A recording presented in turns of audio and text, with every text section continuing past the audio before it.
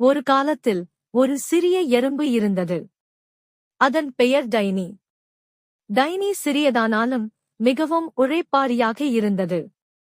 ஒரு நாள் டைனி ஒரு பெரிய அரிசி பருப்பை கண்டுபிடித்தது.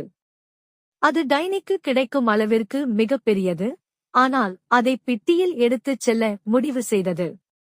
அது மிகவும் முயன்றது, ஆனால் பருப்பு நகரவில்லை. டைனி கைவிடவில்லை. தொடர்ந்து முயற்சி செய்து சிறிய அளவில் ஒவ்வொரு அடியையும் எடுத்துக்கொண்டது. மற்ற விலங்குகள் அதை பார்த்து சிரித்தன.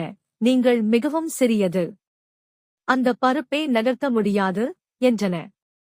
ஆனால் டைனி அவர்களை புறக்கணித்து தனது பணியை தொடர்ந்து செய்து கொண்டது. இறுதியாக பல முயற்சிகளுக்குப் பிறகு டைனி பருப்பை மெதுவாக நகர்த்தியது.